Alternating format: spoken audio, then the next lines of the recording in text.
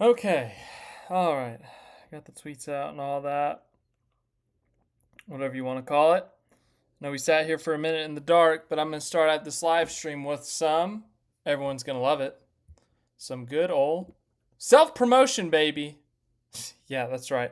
So I uploaded this midweek between Texas and Kansas. So if you have not had a chance to see it, I hope you will go and watch it. So I'll go put that link down in the comment thingy. So yeah, well, ooh, what is that? That is not what I wanted to know. What? That was not what I wanted. Let's try this again. But yes, if you have not seen this video, a lot of time was put into it. So we talked to some fans last week in Texas. So if you have not had a chance to go see that, go watch that at some point. But yeah, thought we'd start this thing out with some good old self-promotion. So thanks for being here tonight, obviously. But just wanted to start out talking about that. I uploaded it midweek. So yes, there we go. All right, we can close out of our first tab. But yes, go watch that video. It would make me very happy. Anywho, let's get on to talking about Kansas. David, welcome. In Between the Lanes, welcome. Hope you guys are having a good Monday evening or morning, night, depending on where you are. Clausen Z, welcome. I have not looked at the fantasy standings. I looked at the race results. I don't know if you're still leading or not, but as you can see up here, we will get to that eventually. Borderline Briar, welcome. Let's dive straight into it. I still see people complaining about that race yesterday. I didn't think it was that bad. I'm not going to sit here and tell you it's the best Kansas race ever. It's not the best Kansas race we've seen the last 3, 4, 5, 6, 7 years, but it was not bad. Okay, so all these people on the internet yelling about it, I did not think it was that bad. I think it's just the internet wanting to be negative like they always are. Just wanting to cause an uproar for whatever reason. I really did not think that race was that bad. Sure, it was not a typical Kansas race like we've seen the last couple of years where it was an all-timer, but not every Kansas race is going to be an all-timer. So lower your expectations. That was not a bad race. I mean, look at the finishing results here. Chase Briscoe was a lap down at one point in this race and had to drive back through the field. Alex Bowman had to drive up through the field. Josh Berry finished sixth. He was up in the top 5, and then he got a penalty, and he had to drive back up through the field. Ryan Preece had to drive up through the field. John Hunter Nemechek was a lap down at one point and had to drive up through the field. Like, people are talking as if the whole reason these results happened is there was a caution in the middle of a pit cycle, and no one could pass each other after the pit cycle. No, that was not the case. Sure, the battle for the win was not great because this happened, but we saw passing throughout the field. I don't get what do people want? Like, people are screaming they want to see passing, they want to see multiple lanes, they want to see drivers driving, and then we get it, and it's like people still complain. I don't get it, guys. So I don't know what people want at this point, at least on the internet. Fans, other fans who aren't on the internet, maybe they're happier, but I don't know, man. I don't know. I don't know what to do at this point. So, yeah, that's just my opinion. I'm curious to hear what everyone else says. YouTube's usually the more calm version of the internet, and that's saying something because YouTube comments can be crazy. But like I said with Texas last week, I get on Twitter and Twitter's bashing the Texas race. I go to the YouTube comments for the NASCAR official highlights, and people are like, wow, I really enjoyed that race. I don't know, man. I don't know. Staffamatio, Mattio, NZ. One of these days I'm going to pronounce that right on the first attempt. Afternoon there. It's currently 8:01 p.m. here in the United States of America, Central Time Zone. So Stenhouse, he finished, I think, 19th or 20th yesterday. 19th, finished right in front of SVG. If we come over here to the standings, Stenhouse is in the playoffs right now, believe it or not. They still don't have the playoff standings up here. Really weird. If we're going to run this format, whatever. That's another thing. But Stenhouse, you got to remember, Josh Berry has a win, so he jumps everyone. Stenhouse right now is the last guy in. He's +7 on Ryan Preece. They have been extremely consistent this year. When we go to their results, go to their driver stats, finishing position. 18, 5, 18, 21, 18, 24, 20, 25, 22, 12, 6, 19. This is kind of like, I would say this is like a mid-pack Chase Elliott. What Chase Elliott did last year, where he would just run 8th to 10th every week and was like 3rd in the standings, the regular season standings. That's what Stenhouse is doing right now. They're not having like a 1 week they run 5th, but then the next week they run 29th, and it just kind of evens itself out. They're consistently top 20, and every once in a while they'll sneak into the top 15, or they'll have top 10 speed, or they'll have a random one-off or whatever, but consistently in that 19th to 25th range. I don't think they even have a DNF. Like, the least amount of points they've scored in a race is 16. That's really, really good. They have been knocking it out of the park this year. I mean, I remember during the rebrand, there were people like starting the theory that they're going to, this is it. Like, they changed ownership. They're a one-car team again. Like, this is the end. But hey, they've been running fantastic this year, considering the expectations heading into this season. So good for them. Really good for them. Couple top 10s, a top 5, 15th in the points. They're ahead of Kyle Busch. They're ahead of Josh Berry, who's won a race. They're ahead of Ryan Preece. They're ahead of 2 of the 3 RFK cars. Ahead of all the Spire cars. They're ahead of the front row cars, like the Trackhouse cars, except for Chastain. It's a great start for them. Really is. Mike Wallace, welcome. Kansas night race. I mean, we got one last year because of rain, so you got that going for you. Yeah, Brad Keselowski, we talked about him last night. Obviously, the struggles just continue. And it wasn't even a struggle this week. They were running second on somewhat pace, and on pace, to be real with you, and they were chasing down the leader, Chase Elliott, who ends up 15th here. And they end up down here because they cut a tire. And now I think they dropped a spot in the points. It was somehow possible, but they did. They fall behind Riley Herbst to 33rd. On the bright side, they can't go to last. That's a good thing. They can't go below Cody Ware, but only 10 points separate them from second to last. So, we've talked about this. This is like the 4th straight week we've said this. Only statistic they have are starts and DNFs. No laps led, no stage wins, no top 10s, no top 5s, no wins. Yeah, it's been bad. We don't need to go on it again. We've done this every week, it feels like. So, yeah. But on the bright side, they did have some pace this week, and I think that's a good sign for Charlotte. That's our next track. It's a 1.5 miles, multi-grooved, so we'll see how it works for them. I guess we go back to the race results up here. Yeah, Nemechek, John Hunter Nemechek. They've been, if we go to their stat profile this year, they're right on the outside of the playoffs too. They're only 24 points out of it. I know we still got a lot of racing to go, but they've had a great season too. 4 top 10s for the 42 car after how? I got to do some research here. Got to pull up some racing reference. I'm going to go to John Hunter Nemechek, see what he did last year. There's no way he had 4 top 10s last year. We're a third through the season, so we can compare a whole season to a third of a season here. All right. So, come over here. John Hunter Nemechek. No results were found. What do you mean no results were found?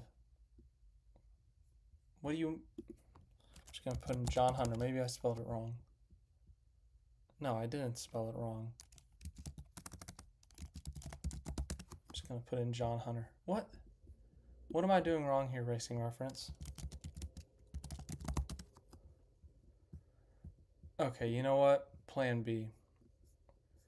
We're just going to go... Joey Logano. Okay, that's easy. Joey Logano. All right. It took me to the most recent champions. We're going to go race by race. We're going to go to Kansas. Oh, dang it. I hit the wrong thing. Well, that's unfortunate. I'm sorry this is taking longer than I thought. I thought I was going to be able to search John Hunter Nemechek and get John Hunter Nemechek, but apparently not. Oh, it's because they have him labeled as John H. Nemechek. And they're very direct on their search. So, yeah, okay. So, John Hunter Nemechek in 36 races last year had 4 top 10s. He had an average finish of 25.4. This year, he has 4 top 10s already in a third of the races. He has a top 5, which is more than he's had. That was his first career top 5. I think it was Talladega, maybe. Well, I'm so stupid. I could just come down here and tell you. Daytona. Okay, it was Daytona. He's got his first career top 5. He's got the same amount of top 10s he had all of last year, and his average finish is more than 7 positions better than it was last year.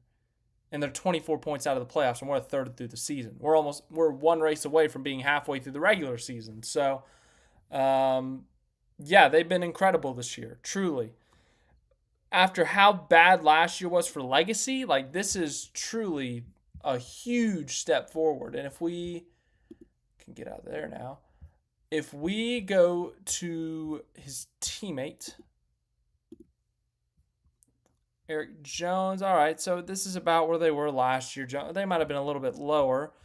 They got a top 5 and a top 10. Jones has been not really as close to Nemechek, it appears. So that's a little surprising if you ask me, but we'll see. We'll see. Once again, still a lot of season to go here. Let's see. Daniel Berry Sports Highlights, hello. Colonel Sanders says, Hayak runs HMS engines. Yes, that is. Speaking of, Hendrick engines versus ECR engines. Remember what AJ Allmendinger said. AJ Allmendinger completed 6 whole laps before his engine expired, and he said F ECR engines or something like that. That was quite the little rant. Viewer discretion advised, but if you want to hear a cursing rant about ECR engines, just look up AJ Allmendinger 2025 Spring Kansas rants, and you will find some colorful language. So, yeah, really bad day for Colleague now that I look at it. They had Ty Dillon crashing out and AJ Allmendinger engineing out. Oof. So, yeah, ECR engines versus Hendrick engines, as Colonel Sanders said. Hayak Motorsports has Hendrick engines, and obviously Hendrick doing pretty well right now. Kyle Larson obviously obliterated everyone yesterday. He has 3 wins on the season. Alex Bowman's got a couple of top 5s on the season. He's got a couple of poles as well. Chase Elliott, he's 3rd in points, or 4th? Top 5 in points, so they're really consistent. They just haven't quite had that race-winning speed that Larson and Byron and even Bowman at times has had. I would say Kansas and Martinsville have been their race-winning speed moments. And then Byron down here, he's already got a win. They've been up front for the most part. So Hendrick as a whole has looked pretty solid this year, as they're expected to be. I mean, good God. Larson is on pace for 24 top 5s. 27 top 10s, 12 wins, if my math is correct. 2,400 laps led. Obviously, he's not going to keep that up if we're being realistic. But he's on pace for a blistering season. So we'll see if he can keep this up. But a third through the year, 3 wins, 8 top 5s, 9 top 10s. That's pretty crazy.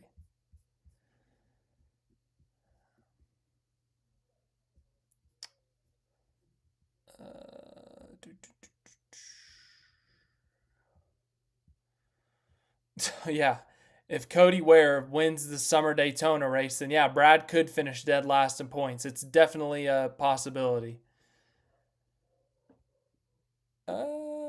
Zero Apex. Yeah, no, I noticed that at the beginning of the race at least, SVG and Custer and Herbst and basically all these guys down here.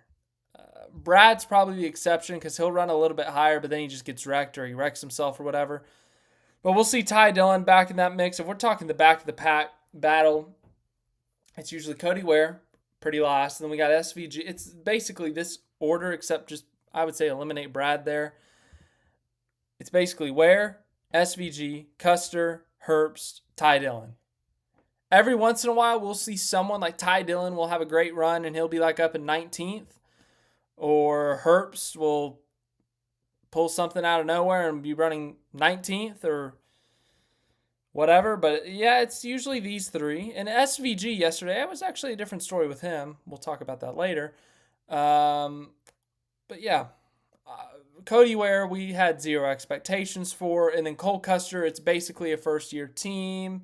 Stewart Haas Racing struggled last year, and for the last several years, it's a new team, as I said. Like, we didn't have high expectations for them either. So it's not exactly crazy shocking to see them and them down here, or even him, just because of the lack of oval experience in the next-gen car. But this is a big shock. Herbst is for me, it's a tiny bit shock. I thought he was going to be more in like the 25th to 28th range. Gregson is a bit of a shock to me. Ty Dillon, I thought would have been a little bit lower. Like, I don't know. Just saying.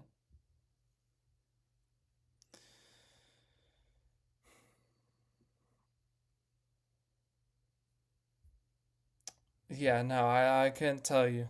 If but on the flip side, if Brad continues his horrible year, he could go win Daytona and jump from 33rd to 16th in the standings and knock someone out. We saw with Harrison Burton this year. I would say the realest possibility of anyone down here winning is SVG, and it's not even a Daytona situation. It would be a road course situation. So we could have back-to-back years.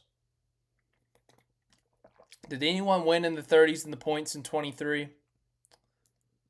Were there any odd winners in 23? Too much thinking.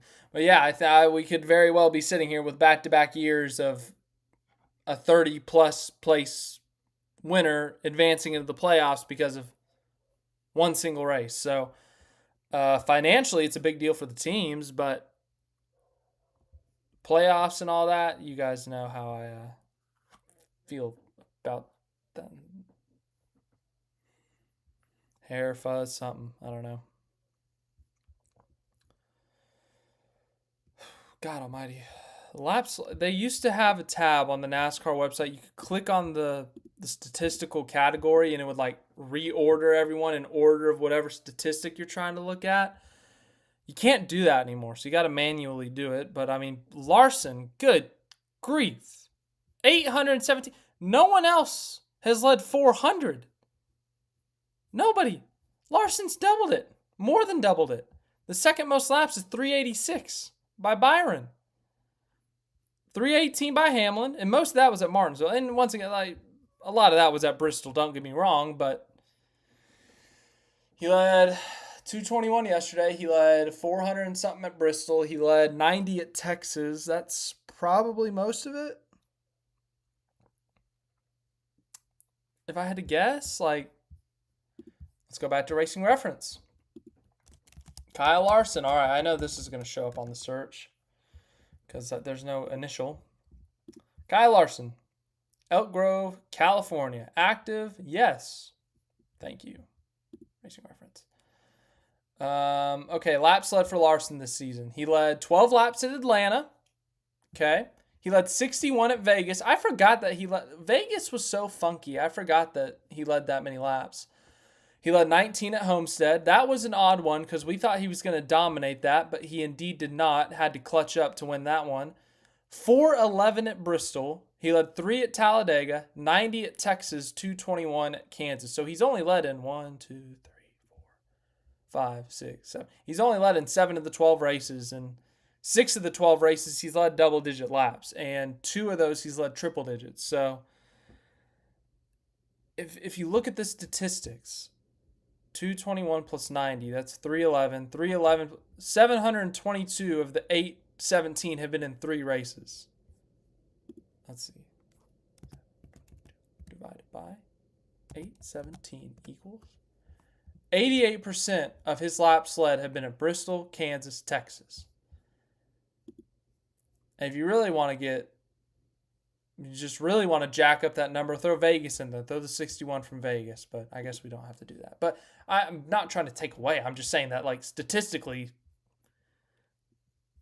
right now, he's on pace to just blow everyone out of the water this year. Like, he's going to break some NASCAR records. I think Gordon's got the record of the modern era for most wins in a season, 13. The current rate. What's that? We're a third. 9. Okay, so he wouldn't even beat his 2021 record. So, anywho. Just looking at stats. I like looking at random stats. So, favorite paint scheme? This past weekend, favorite paint scheme. It's a good question in between the lanes. I feel like you haven't asked that in a while. Or maybe I've just missed it. There's a good chance. Sometimes I miss things. I gotta go to the results and think it through.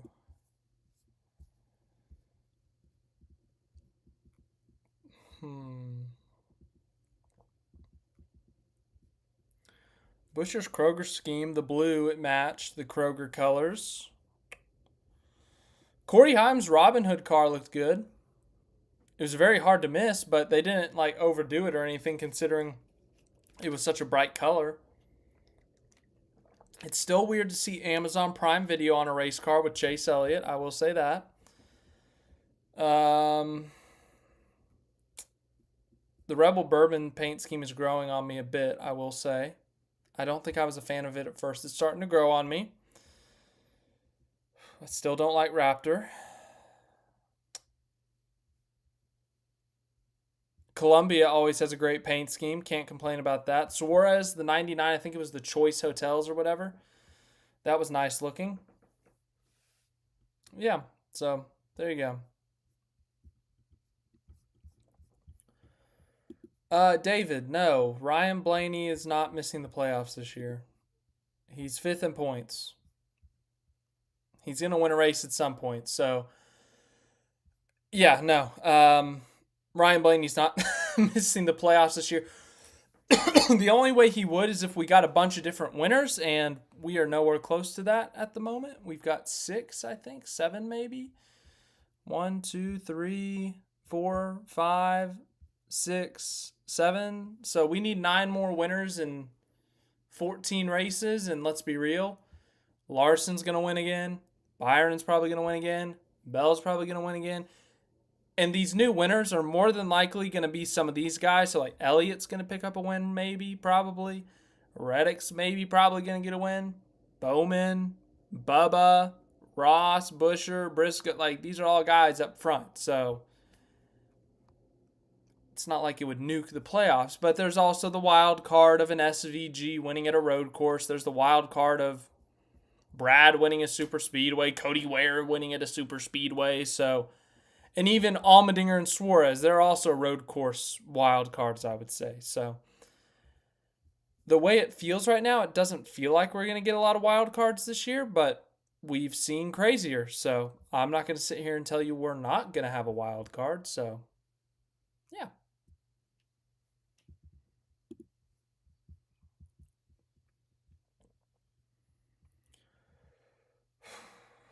What would everyone's words for Brad Keselowski and Kyle Busch fans ever since 2023?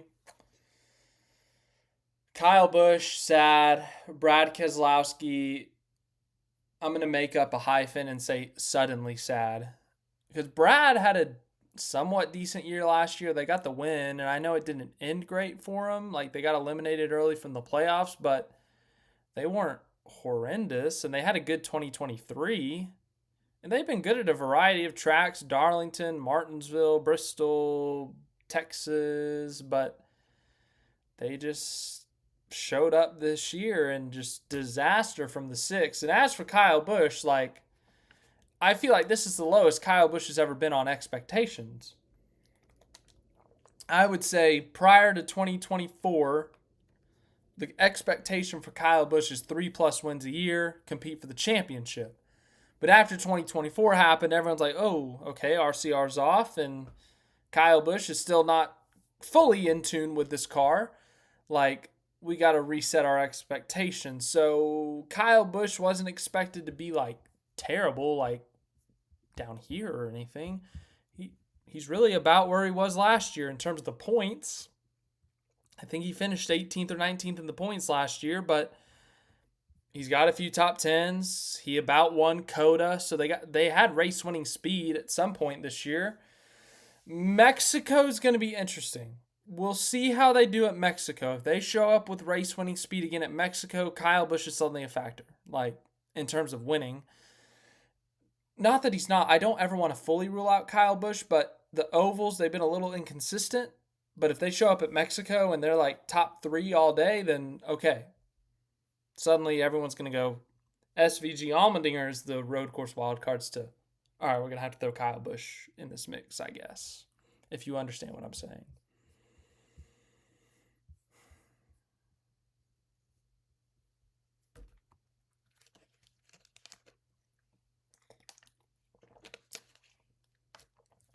Let's look at the truck results. Oh, no. Before we go to the truck results, viewer discretion advised, as I already pulled it up. So, Hocevar had a choice gesture for, I hope I don't get demonetized for this. You can't even see it here, barely. Hocevar wins the truck race. Lane Riggs gave him a good run for his money. He tried to send it on the inside, made a little bit of contact. They both go sideways. They get into the fence, and as Hocevar's coming to the line, he sticks his hand out the window and lets his emotion be seen. And if you want a clearer picture, here you go. Yeah, so there was a lot of talk about this on the internet. Like, at the moment, it was like really funny. It's like, dang, he's really pissed off. But then he's kind of talking about after the race, he wasn't really pissed off. Like, I don't really know. Like, it was just a really odd situation, I guess. I don't know what else to say, but it was funny at least. So, and then just the internet took off with it. But Carson Hocevar, ladies and gentlemen, he wins the Truck Series race, goes back to the Truck Series and wins. Hocevar's a great personality for NASCAR. He really is. I hope that he can get to winning soon in the Cup Series. I think he's a great personality. I think it'd be great if he was winning in the Cup Series, someone to watch out for in a sense, and could really make things more entertaining than they already are. So I hope he can get to winning in the Cup Series, but I just thought that was really funny on Saturday. Yeah, it was weird. It was a Saturday night NASTRUCK Night in America. Byron second.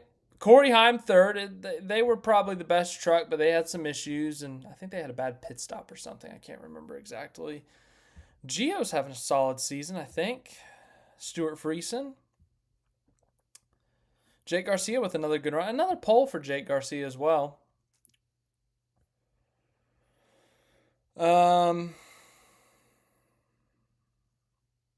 Trying to think of anything else. Raja, I think, was having a good run. I don't even remember why he finished 21st. I thought he was up there at the front for the most part, but... And then, oh, yes! Lane Riggs. We talked about how he finished second. No, he didn't finish second. He got disqualified. There was something wrong with the lid, the truck lid or something. Yeah. Dude, what's the record for most DNFs in the 3 national series in a single season? Because it feels like we've already broke it. Looking back at this year, Eric Jones got disqualified at Martinsville, I think. Jesse Love gets disqualified, gets the win taken away from him at Rockingham. Priest and Logano get disqualified from Talladega.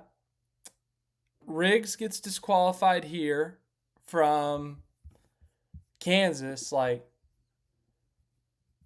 it's been an odd year. We've had so many disqualifications. Like, the rate we're going, I don't think NASCAR would ever do this, but the champion's going to get disqualified. Like, whoever wins the championship this year, it's May 12th, 8:26 p.m. I'm saying this now. The champion's going to cross the line. They're going to do all their celebrations. Going to wave the giant championship flag. They're going to raise the giant cool trophy. Celebrate all that, and then it's going to come back. Guys, hey, just FYI, we know you guys guys have already celebrated and all that, but you got disqualified. And that guy's actually the champion. Could you imagine if that's how the season ends? Oh, my goodness. I don't even know what I'd do at that point. I don't know what anyone, like, it would really just ruin the season because we just watched this guy celebrate for 3 hours a championship, and the guy who finished second is probably heartbroken, already on his way home on the plane. He's going to get a phone call mid-flight, hey, you won the championship. Like, do you even get excited about, like, how do you react to that? I don't even know. That would just be really weird. It would be the most controversial championship in history, but I don't know. Maybe NASCAR wants that kind of press. They want that would definitely make some headlines. So, yeah, I don't know. Let's look at the fantasy standings. Fantasy standings. Look who had another terrible week. God, I suck at this. Look at Mike Wallace. I saw you in the chat earlier. You won. Good job, Mike. I had Kyle Larson on my roster. Chase Briscoe in my garage. And you got to scroll a long way down to get my other guys. Reddick and Chastain massively disappointed for my team. Denny Hamlin massively disappointed for my team. Thank you, Clutch, on the 11 car. And Bubba massively disappointed for my team. Go to the league standings. I'm still somehow 16th. I'll take it, I guess. Klaus Van Gissenbergen is our leader. Dunkin' Donuts is second, only 26 points off. Zerkman95, Dan the Jets fan is in fourth. Fantastic Priest is in the top 5. Hell on Wheels 24, RT Racing, Aussie Matt, expat _ Kiwi _ Mike _ Wallace moves into the top 10 after his win. Zero Apex, and then outside of the top 10, we got Matt Smith 53, Tyler Hernandez 6, Oscar Dave, David Jerry, Crackler, me, unfortunate, Sportswagon, Micah MLB 15, Dr. Zero, Jamie the lifelong Logano fan, Supercar Nut, Hack Dash House, Knee, Tritech, Space Wrangler Racing, Rebutted, JTF 526, and we got a bunch of non-entries, so make sure to enter or fill out points or whatever you do. No fantasy this week. Remember, it's the All-Star race. We'll talk about it later, but we don't have, I don't think, unless we do. Yeah, we don't. No, we don't. Yeah, see. It says it right there. I can't read, so. Fantasy, check. So, it's a little early to do that. All right, talked about that.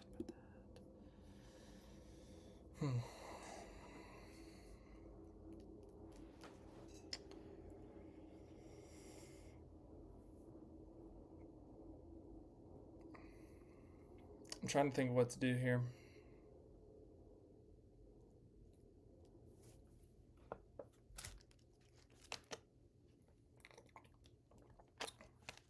Give me a second to think.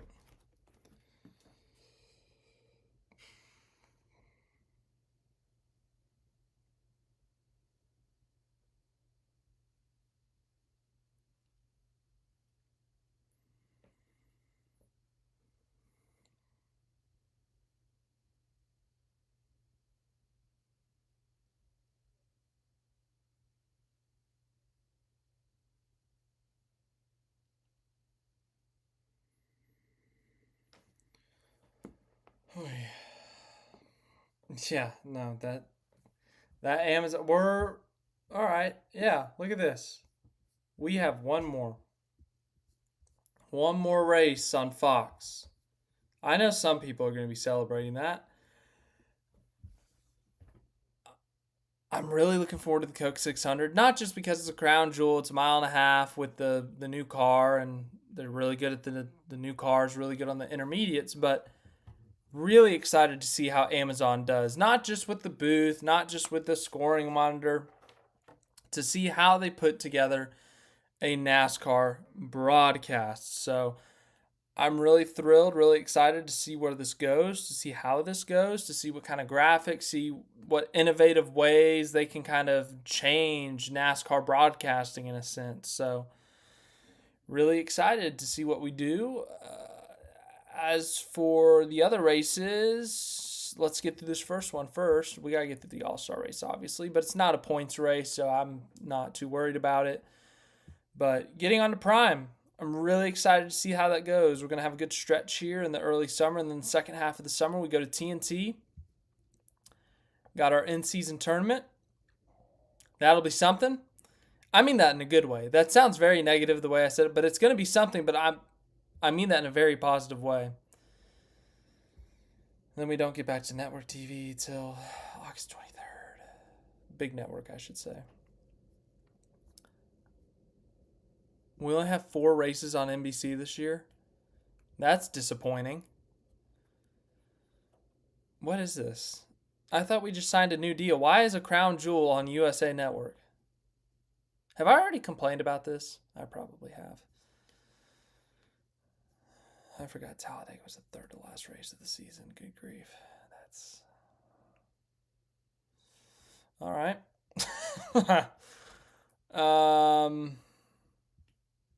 Cool. So racing at North Wilkesboro is similar to Bowman Gray. It's a good question, Zero Apex. We've only been back to North Wilkesboro twice, and it's been 2 completely different experiences.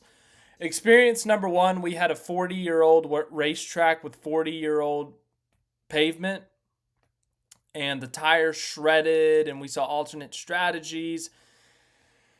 And we saw Kyle Larson kind of dominate the second half of the race, if I remember correctly. And he had, they ran a tire strategy. They almost lapped the entire field. But then they repaved it. And after the repave, we saw Joey Logano lead 247 out of 250 laps. And it wasn't even close. So I don't know what to expect this weekend. They're having this whole promoter's caution thing where they're going to throw a caution at a random time or something late in the race to try to spice things up, which is gimmicky, but it's the All-Star race. If we're going to mess around with dumb things, let's do it at a non-points race. So, yeah, do it at the All-Star race. I don't care.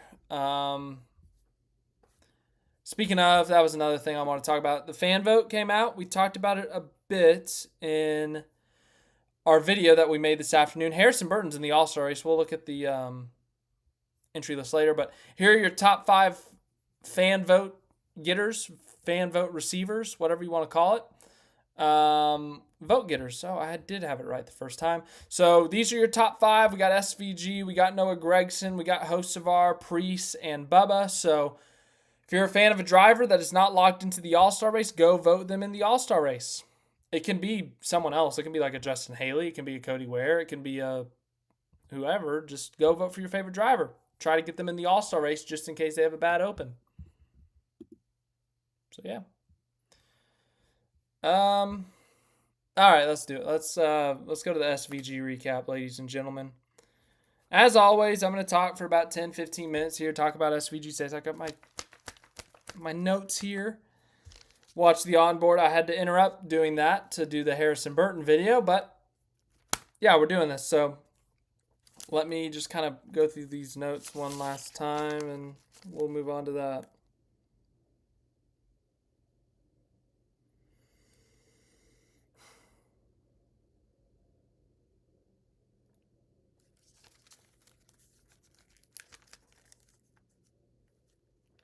Close enough.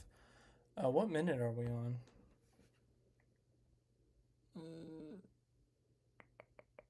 39.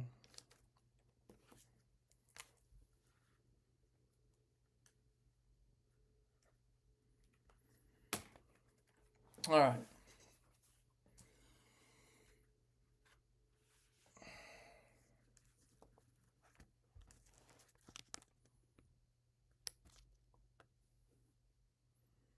I should probably go to the tweet.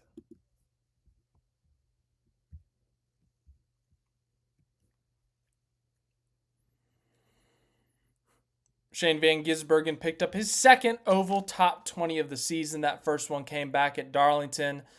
guess it's been about a month now since that. But Kansas Speedway, another 1.5 mile racetrack, which is equivalent to 2.41 kilometers, by the way. I almost had that memorized, but I had to write it down again. So, yeah. Kansas Speedway, another 1.5 miles. Texas, 1.5 miles last week. We got another 1.5 miles in 2 weeks at Charlotte. That's our next points race because next week is the All-Star race. No points, but the winner gets $1 million, so that's cool.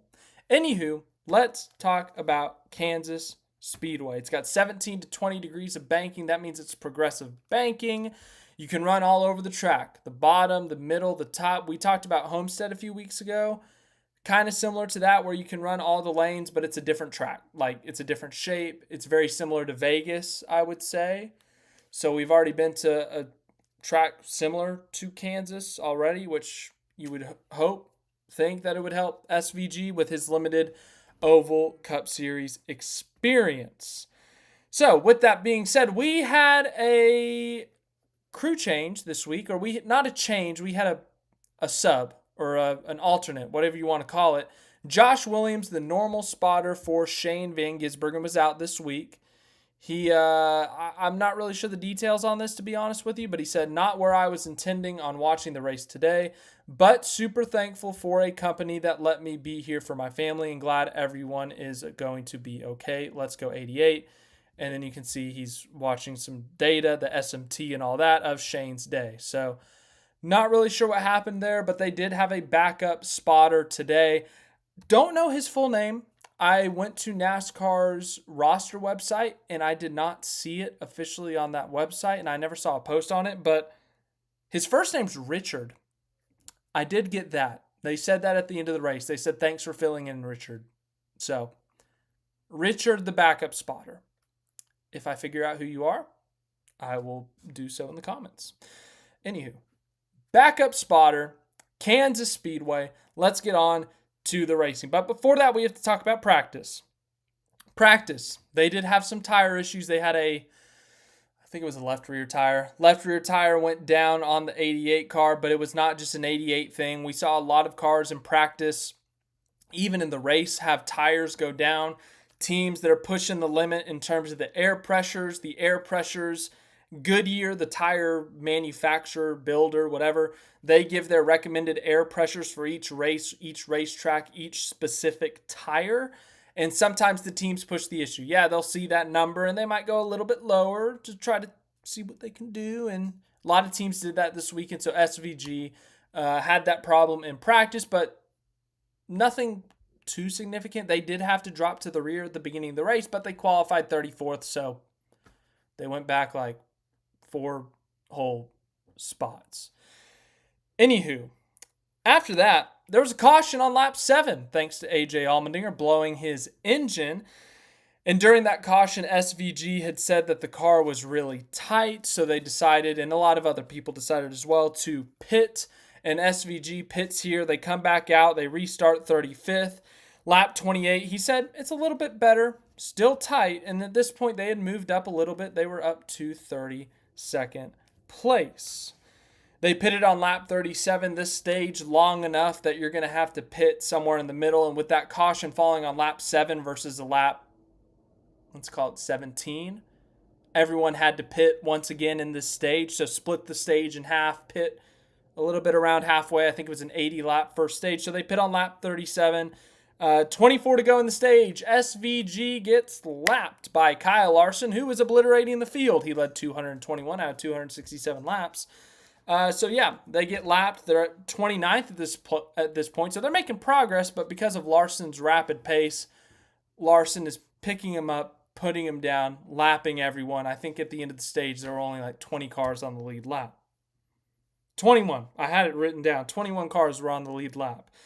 So they end up finishing stage 1 in 27th, a solid stage 1 for SVG at a new track and cup, if we're being honest.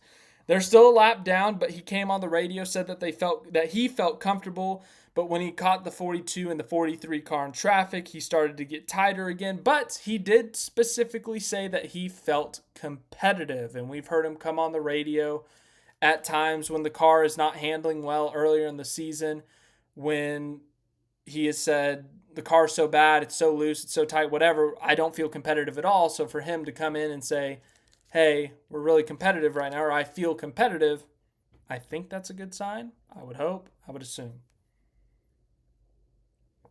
So ultimately, it's been a long run. They have to pit. They can't take the wave around. So they're still a lap down, but they are 25th at this point. Made some adjustments. Whatever adjustments they made did not work. He comes on the radio on lap 95, says that the car is worse. At this point, they have fallen to 29th. Lap 98, almost kills himself and Todd Gilliland. Yes, here's the clip. Okay. So yeah, loses the car, hits the wall a little bit, almost takes out Todd Gilliland, and as a result, if you hit the wall, it can affect the aerodynamics, and obviously aerodynamics are a big deal when it comes to race cars. So that kind of hurt the car in a sense that run specifically.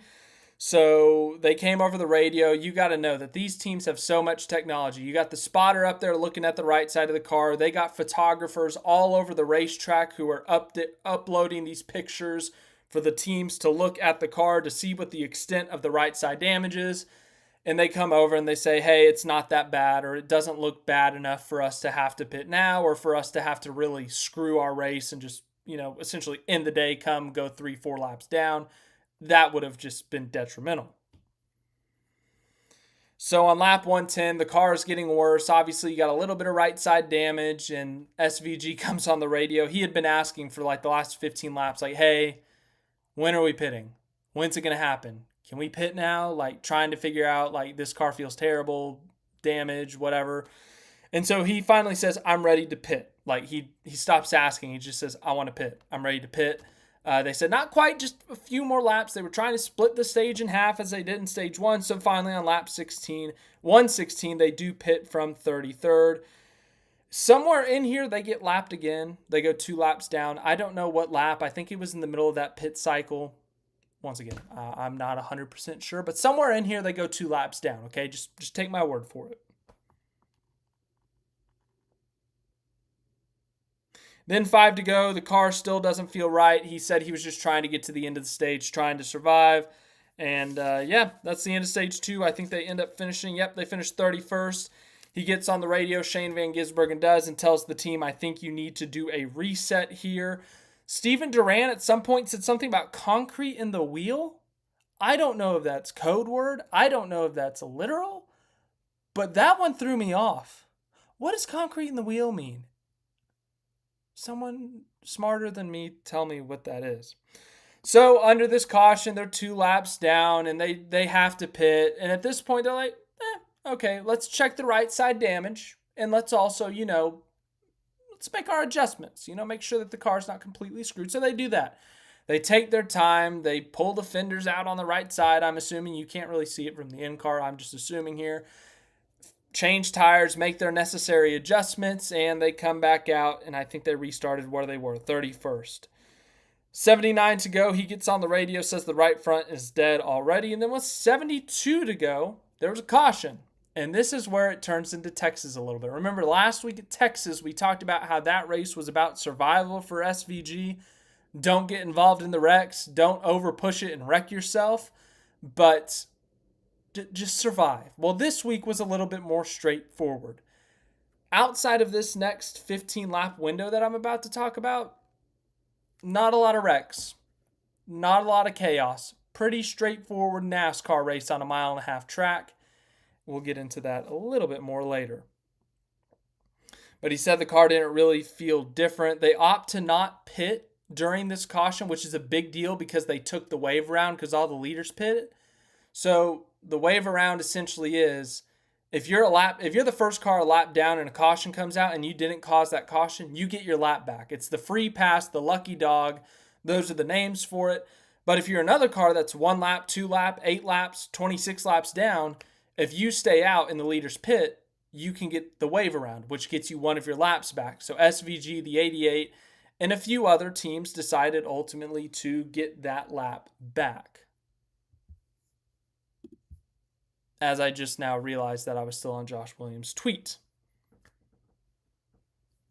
So now they're 28th. They're the 5th car that's 1 lap down, or there was only 5 cars that were 1 lap down at the time. Then there was another caution. And at this point, they pit, they get their tires, they make their adjustments, and then we have, guess what? Another caution. But this one works out in SVG's favor because he was the highest car 1 lap down. And as I said earlier, if you're that top car 1 lap down, you get the lucky dog, the free pass. Look at this. SVG's back on the lead lap in just the swing of a bat, and he's up to 25th. He even said woohoo over the radio in excitement. They only had 1 set of fresh tires left, so they did not pit. You never know if it's going to end under caution or there's going to be a late race caution. You need those tires. Caution with 20 to go, 26 to go, whatever. So there's 50-something to go, and at this point, just don't use them yet. Then guess what? There was another wreck. This ended up being the last wreck, but they were 24th at this point. They're back on the lead lap. They end up restarting 20th. And they finished 20th. They got passed by Ricky Stenhouse, but then Hocevar blew a tire, so they end up finishing 20th.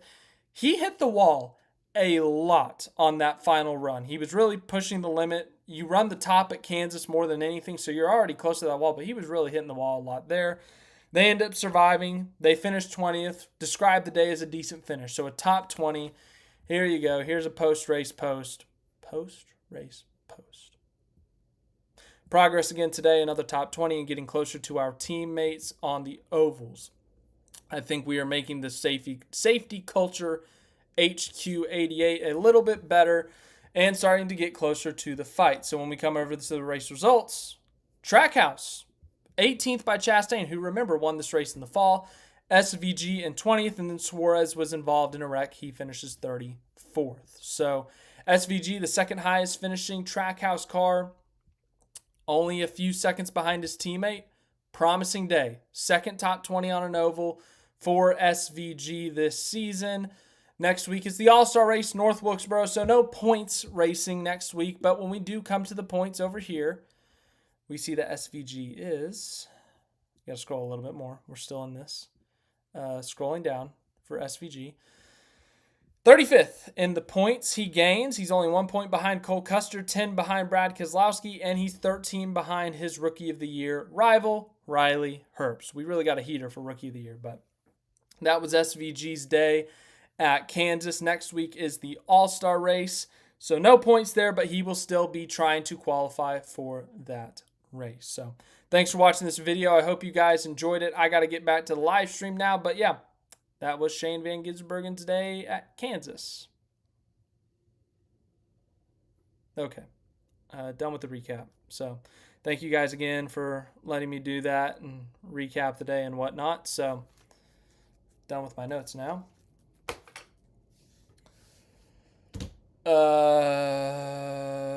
Fantasy ratings. Jamie, we went through the fantasy ratings or rankings already. I can't remember what you did, to be honest, but yeah, we did go over those about 30 minutes ago, maybe. I think it was like the last thing we did before the SVG recap. Denny Hamlin wasn't happy when he found out the Hornets didn't get the number 1 overall pick today. NBA's rigged a little bit. You can't lie. It's a bit suspicious that the Mavericks secretly trade Luka Doncic to the Lakers, the biggest team in the league, the biggest franchise in the league, the biggest eyeballs in the league, and then in return, they get the number 1 pick when they had like a 1% chance of getting it. I love a good conspiracy theory, and I gotta say, this one is sounding pretty good. Like, it might be a little bit rigged, so... Now, look, I'm probably more than likely spewing nonsense, and it's truly a coincidence, but the conspiracy theorists, they got a really good point on this one. If you're a Hornets fan or a Washington Wizards fan, I feel horrible for you. You know, the Wizards had NASCAR legend Michael Jordan on their team for a couple of years at least, but outside of that, can't think of much that's happened in that franchise in my lifetime. As for the Hornets, I guess they also technically had NASCAR legend Michael Jordan on their team. He just owned the team, but yeah, that's speaking of NASCAR legend Michael Jordan, yeah. That was random. I mean, it makes sense because, excuse me, Michael Jordan used to play in the NBA, and he's the GOAT. But I've never really seen him in NBA media in terms of analysis or going on TV. Like, you always see it in documentaries. You always see it in references to his playing and whatever. You never really see like him talking about modern day basketball. So I'm curious what it's going to be, what he's going to do, how much he ends up doing, but I'm excited for him. I think that'll be a really cool thing. Javier asks, why is the NBA moving to NBC? They got a new media rights deal, and they outbid everyone, I'm sure. So money is the answer.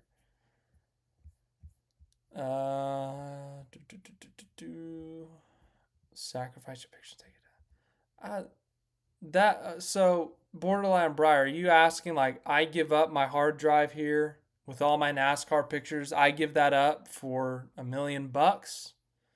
Like, do I get to keep them, or do I have to like fully give up everything, like every single picture I've taken with my camera? Because if I get to keep them and I just got to give them up for $1,000,000 so that and someone can go use them or whatever, and I get to keep them at least, like yeah. But if I got to fully give them up, I might think a little bit harder. But $1,000,000 is a lot, so I think about it. It just depends on what the actual deal is. It's a random question, but it's a good random question, I guess. Yeah, Zero Apex. I still have no idea what that means. I got nothing. I really don't know what that meant.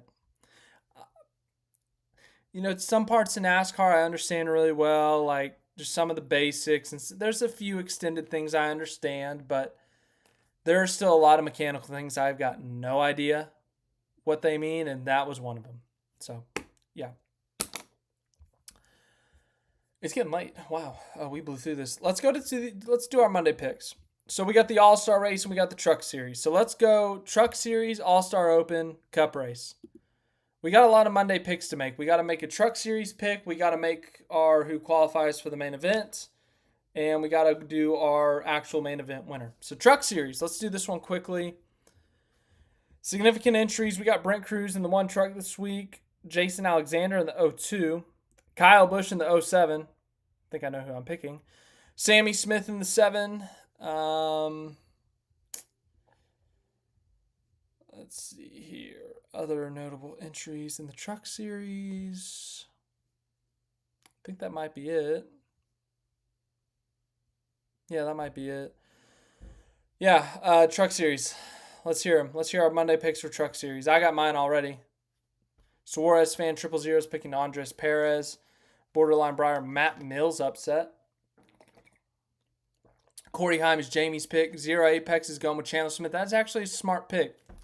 After what he did at the last short track when he won at Bristol. I didn't even think about Chandler Smith, to be real with you.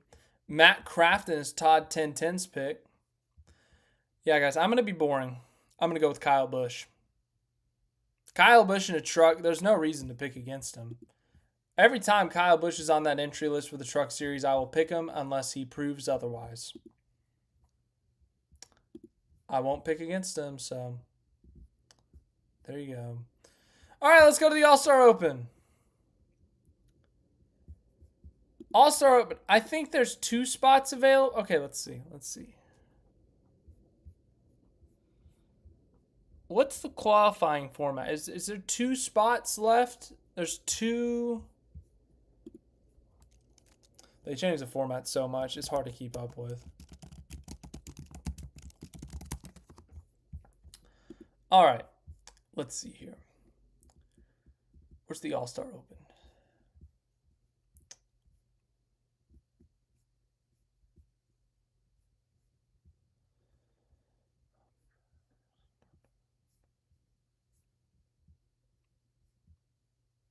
Okay, so there's 2. The Open's top 2 finishers in the top vote. So let's go with our top 2 finishers. In the All-Star Open, Who are going to be the top 2 finishers who advance to the main event? Let's go through here. Everyone make your pick.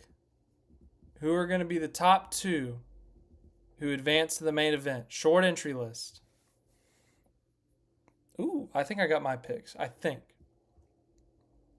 Borderline Briar's going with Bubba and Priest.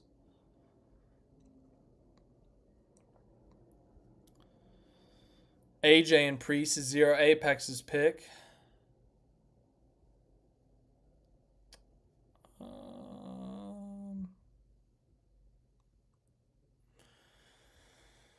Hocevar and Haley.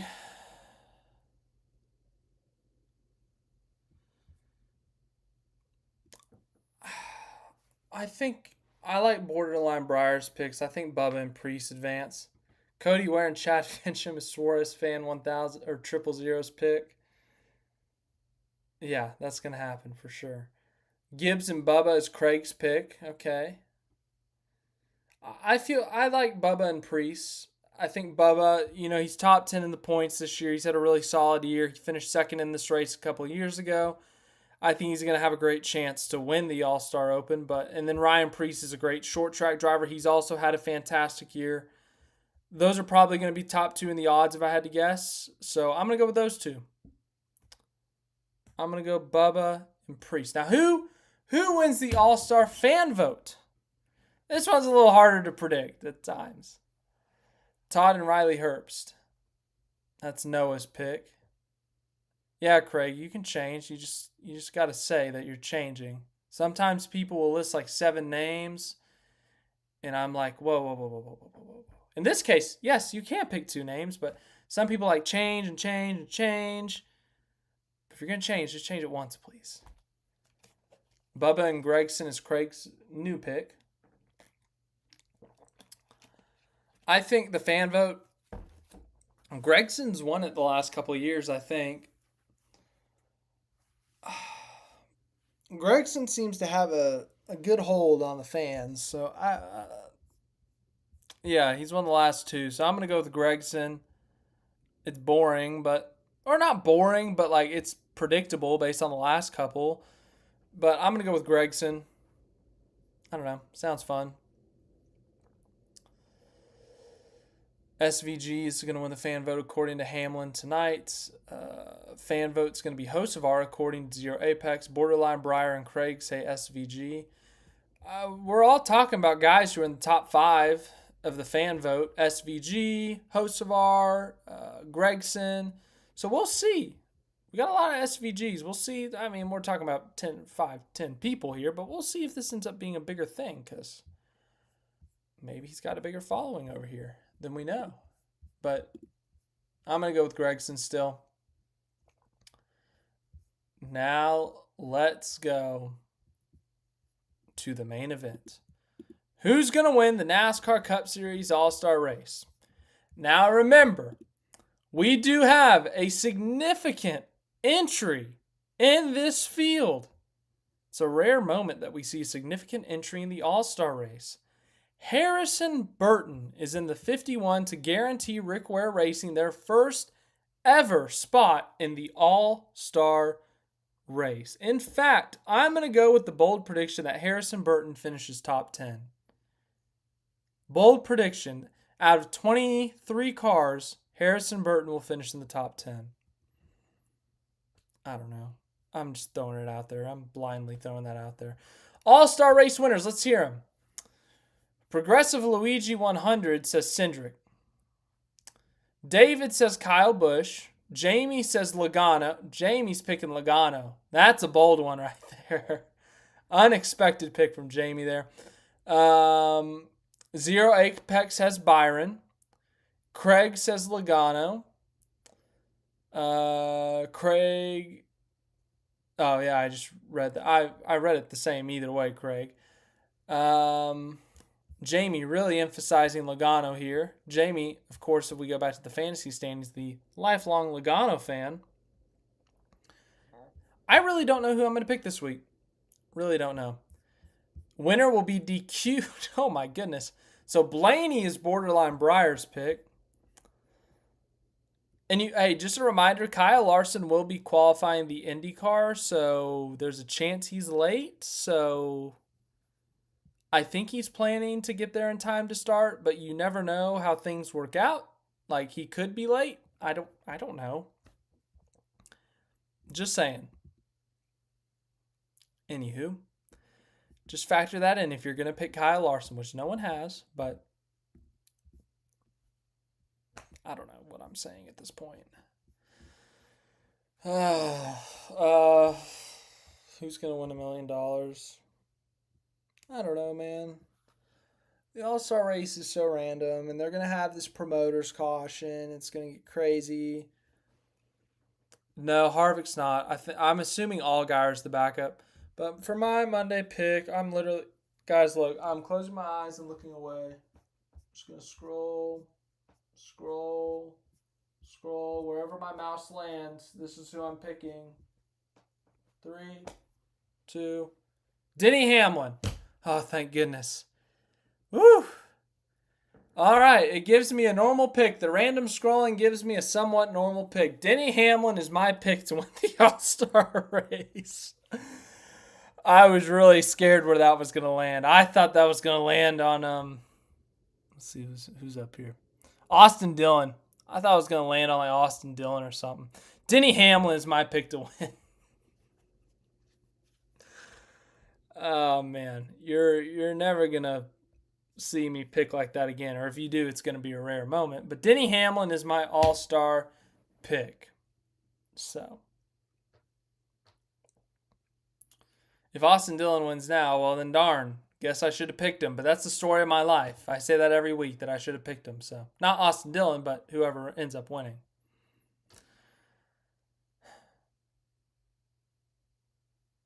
No, 0 Apex. Last year, Larson was able to race on time, but they changed the qualifying times of the Indy 500. And last year, Larson was in the Fast 6. So, personally, I get that it's $1 million and that it's a really big deal for these teams and for the driver and whatnot. In my opinion, though, the Indianapolis 500, even the qualifying, is a bigger deal than the NASCAR All-Star race. And if Larson qualifies 11th, then he doesn't have to do the Fast 6. He'll make it there in plenty of time. But if he's in that Fast 6 and has a chance at the Indianapolis 500 pole, personally, and I'm not a race car driver, so I don't ever know what I'm talking about, but personally, I would pick the Indianapolis 500 pole over an all-star win. And plus, Larson's won it like 3 or 4 times. That's just my opinion. I would go for the Indy 500 pole because that would just be so cool. How many more opportunities are you going to get at an Indy 500 pole? Not a lot. How many times are you going to get a chance to win the All-Star race? You're going to get a lot of chances, Kyle Larson. So, I don't know. Who finishes last in the All-Star race? All right, I said I wasn't going to do this a lot. For the second time tonight, we are looking away and picking a last place finisher in 5, 4, 3, 2. I'm going to laugh really hard if this is also Denny Hamlin. Oh, okay, it's not Denny Hamlin. William Byron. It's going to be William Byron finishing last in the All-Star race. So, all right, that's all I got tonight, guys. Thank you guys for being here. Thank you guys for showing up. Brad is the last place pick with how they've gone this year. That's not a bad pick. But the mouse has spoken. Denny Hamlin's my all-star pick. William Byron's my last place finisher. If the mouse gets both of those right, I'm picking with the mouse every single week from now on. So thank you guys for being here. I appreciate you all. Thank you for the support. Once again, that video that I pinned to the chat, that is me and a friend talking to some fans about their thoughts on the state of NASCAR. If you have not seen that video, please go watch it. Put a lot of effort into it. We got some great insight, great opinions from those fans, so please go check it out. So yeah, thanks for watching. Self-promotion, I know. But thanks again for watching. Hope you enjoyed it, and we will see you in the next one. I will get that SVG video up here